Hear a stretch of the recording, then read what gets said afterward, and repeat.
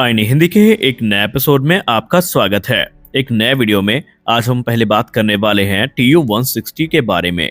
ये वो बॉम्बर है जिसको लेकर आप सब ने रिपोर्ट्स बहुत सारी सुनी होंगी कि भारतीय वायुसेना इनको कंसीडर कर सकती है। भारतीय वायुसेना की नजर में ये बने हुए हैं, लेकिन अब खुद भारतीय वायुसेना के सीनियर अधिकारियों ने मीडिया से बात करके ये चीज क्लियर कर दी है कि इसके कितने % चांसेस हैं और क्या क्या चैलेंजेस भारतीय वायुसेना को फेस करने पड़ेंगे। साथ ही साथ उन्होंने ये भी कह दिया है कि क्या ये भारतीय वायुसेना के लिए बजट फ्रेंडली होंगे। इस पे भी आइए हम बात करते हैं। दोस्तों, TU-160 को लेकर पिछले 2-3 वर्षों में आपने बहुत सारी रिपोर्ट्स सुनी। अधिकतर रिपोर्ट्स थी भारतीय वायुसेना के पूर्व अधिकारियों की, जिन्होंने अपना वक्तव्य दिया और उन्होंने ये कहा कि भारत को इस प्रकार के जो बॉम्बर्स हैं उनको खरीदने चाहिए। और उन्होंने सलाह दी कि अमेरिका तो बॉम्बर ऑफर करेगा नहीं, लेकिन अगर भारत को लेना है तो भारत पे TU-160 जो ब्लैक जैक है इसके तरफ जा सकता है, या TU-22M3 जो है इनके तरफ जा सकता है।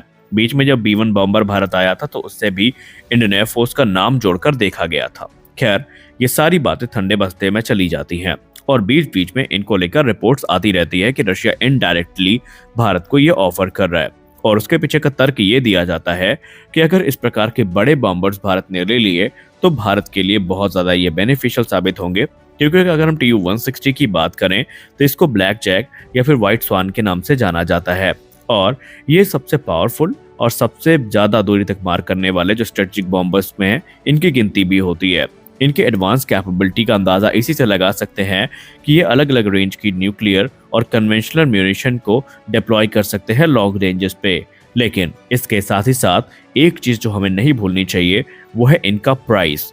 ये एक बहुत ही महंगे बॉम्बर है। इनको मेंटेन कर पाना, इनको ऑपरेट करना और इनका जो लाइफ साइकिल मैनेजमेंट है ये किसी भी एयरफोर्स के लिए आसान नहीं होने वाला है। इसी पर बात करते हुए भारतीय वायुसेना के अधिकारी ने यह कहा कि जब आप TU-160 जैसे बॉम्बर्स की बात करते हैं तो आपको सिर्फ इनकी कैपेबिलिटी दिखती है, लेकिन आप सब जानते हैं कि हाथी को खरीदना आसान होता है, पालना मुश्किल। और यही एग्जाम्पल TU-160 के ऊपर बिल्कुल फिट बैठता है, क्योंकि आपको इसके बेनिफिट बहुत सारे मिलेंगे। आप कई हाइपरसोनिक मिसाइल्स को कैरी कर सकते हैं और आप पूरे के पूरे इलाके को इनकी मदद से तबाह कर सकते हैं। लेकिन आपको पता होना चाहिए कि अगर हम इनको लेते हैं तो पहले इनकी हाई प्राइस, फिर इनकी मेंटेनेंस प्राइस, फिर इनका ऑपरेशनल कॉस्ट, फिर लाइफ साइकिल कॉस्ट बहुत ज्यादा होने वाली है। और ये भारतीय वायुसेना के लिए बिल्कुल भी जस्टिफाई नहीं करती है जब हम बात करते हैं हमारे बजटरी कंस्ट्रेन की, क्योंकि अभी हमें फाइटर जेट्स की सबसे ज्यादा जरूरत है और जब तक वो पूरी नहीं हो जाती हमें इस प्रकार के जो फोर्स मल्टीप्लायर्स हैं इनके तरफ ध्यान नहीं देना चाहिए। उन्होंने कहा एक बार को हम मान भी लेते हैं कि भारतीय वायुसेना इनको कंसीडर करती है तो जो फाइनेंशियल एस्पेक्ट है पहले हमें ये ध्यान देना होगा, क्योंकि आप सिर्फ बॉम्बर खरीद के मुक्त नहीं हो जाएंगे। आपको उसके लिए फिर स्पेशलाइज्ड ट्रेनिंग की जरूरत पड़ेगी पायलट्स और क्रू मेंबर्स की, जो कि इस प्रकार के यूनिक कैरेक्टरिस्टिक वाले बॉम्बर को हैंडल कर सकें, जो कि वेरिएबल स्वीप विंग्स के साथ हमें देखने को मिलते हैं और इनमें कॉम्प्लेक्स एवियोनिक यूज की गई होती है। इसके अलावा अगर हम खुद एयरक्राफ्ट की बात करें तो रिपोर्ट्स के हिसाब से इनकी जो यूनिट कॉस्ट पड़ेगी वो $130 मिलियन पर यूनिट की पड़ेगी। इसके अलावा आप स्पेयर पार्ट्स के एक्सपेंसेस को भी काउंट कर लीजिए। और सबसे खास बात तो ये है कि अगर भारत ने कंसीडर भी किया तो ये हमारे बजट में एक बहुत बड़ा बर्डन होगा, जो कि भारतीय वायुसेना कहीं और खर्च कर सकती थी, जो चीजें ज्यादा प्रैक्टिकली भारतीय वायुसेना के लिए काम कर सकती थी। उन्होंने कहा एक और क्रिटिकल फैक्टर है कि अभी हमारे पास इस प्रकार की फ्लीट को रखने के लिए कोई एडिक्वेट इंफ्रास्ट्रक्चर नहीं है भारत में, जिसमें हम इस प्रकार के बॉम्बर्स का रखरखाव कर सकें। उन्होंने कहा कि आप सब TU-160 के मैसिव साइज को लेकर परिचित है कि यह कितना बड़ा बॉम्बर है और इसको रखने के लिए हमें जो बड़े हैंगर्स हैं पहले वो बनाने पड़ेंगे, इसके लिए मेंटेनेंस सेंटर बनाने पड़ेंगे। और सबसे खास बात तो ये है कि हमारे बहुत सारे रनवे ऐसे हैं जो इस प्रकार के बड़े बॉम्बर के लिए कंपैटिबल नहीं है, तो हमें जो एक्सटेंडेड रनवेज हैं इनकी जरूरत पड़ेगी ताकि उस मैसिव बॉम्बर के टेक ऑफ और लैंडिंग नीड्स को हैंडल कर सकें। इसके अलावा हमें इसको ऐसे सिक्योर लोकेशंस पे रखना पड़ेगा जहां पर ये पोटेंशियल थ्रेट से दूर रहे, वरना एनिमी की मिसाइल सिस्टम या दूसरे स्ट्राइक में ये तबाह किए जा सकते हैं। तो ऐसे में भारतीय वायुसेना के अभी तक के जो रनवेज हैं ये टैक्टिकल और हैवी जो बॉम्बर हैं उनको हैंडल करने के लिए फिलहाल तो हम ये कह सकते हैं कि तैयार तो हैं, लेकिन उसमें थोड़ी मॉडिफिकेशन और थोड़े अपग्रेड्स की ज़रूरत हमें पड़ने वाली है।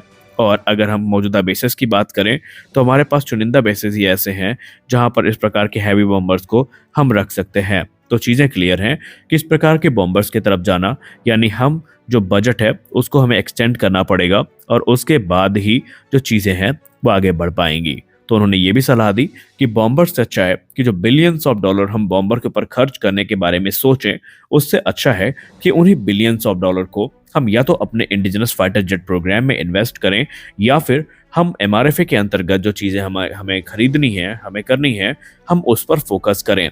उन्होंने एक और बढ़िया तर्क दिया, और सिर्फ यही नहीं बल्कि भारतीय वायुसेना के कई अधिकारी हैं जो ये तर्क देते नजर आए हैं, सीनियर डिफेंस एनालिस्ट ये तर्क देते नजर आए हैं कि अगर आपको वाकई लगता है कि भारत को बॉम्बर की जरूरत है, तो फिर हमें विदेशी बॉम्बर्स की तरफ देखने की जरूरत नहीं है।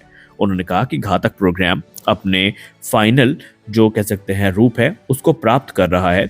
भले ही ये एक अभी 13 टन का एक अनमैन्ड कॉम्बैटिव व्हीकल होने वाला है, लेकिन आने वाले भविष्य में इसका एक स्केल अप वेरिएंट तैयार किया जा सकता है कि जो कि तकरीबन 50 टन का मैंड या अनमैन्ड बॉम्बर हो सकता है, और ये फ्लाइंग विंग डिजाइन के साथ हमें देखने को मिलेगा। यानी ये उसी कैटेगरी का बॉम्बर भारत अब बना सकता है घातक के बाद जो अमेरिका के पास है, जैसे कि B-2 बॉम्बर हो गया या B-21 रेडर हो गया। उसी प्रकार के बॉम्बर्स बनाने की कैपेबिलिटी हमारे पास आ जाएगी। रही बात पावर प्लांट की, तो तर्क ये भी दिया गया था कि तकरीबन 3 या 4 जो 130 किलोटन के इंजन हैं उनका यूज करके हम इस एयरक्राफ्ट को पावर कर सकते हैं। लेकिन अभी ये सारी से कॉन्सेप्ट स्टेजेस में है। अगर ये लगेगा कि भारतीय वायुसेना को वाकई इनकी बहुत ज्यादा जरूरत है, तो इस क्षेत्र में काम भी किया जाएगा और भारतीय वायुसेना के लिए चीजों को तैयार करके प्रस्तुत भी किया जाएगा। लेकिन जहां तक बात रही TU-160 की, TU-22M की, तो यहाँ पर अभी इसको लेकर कुछ भी सोचना व्यर्थ है। हालांकि भूतकाल में कई ऐसे मौके आए थे जब रशिया ने इनको ऑफर किया था और काफी एग्रेसिव वे में पिच किया था, और खासकर भारतीय नौसेना का इंटरेस्ट इस पे बहुत ज्यादा था।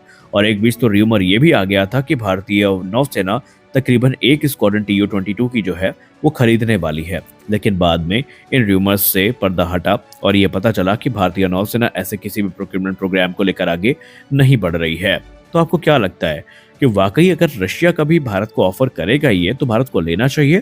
क्योंकि अभी आप एक बात तो मान लीजिए कि जब तक रशियन राष्ट्रपति व्लादिमीर पुतिन का भारत दौरा हो नहीं जाता, इस प्रकार की बहुत सारी अपडेट्स आपको मिलती रहेंगी, क्योंकि रशिया किसी भी तरीके से चाहता है कि उनको कोई बड़ा डिफेंस प्रोग्राम एक बार फिर से भारत से मिले, ताकि उनकी जो गिरती अर्थव्यवस्था है उसको एक बूस्ट मिल सके। क्योंकि वेस्टर्न सैंक्शन के चलते रशिया काफी ज्यादा सफर कर रहा है और वो किसी प्रकार से इससे बाहर निकलना चाहता है, और यही कारण है कि आप एक के बाद एक इंटरेस्टिंग ऑफर भारत को होता देखेंगे।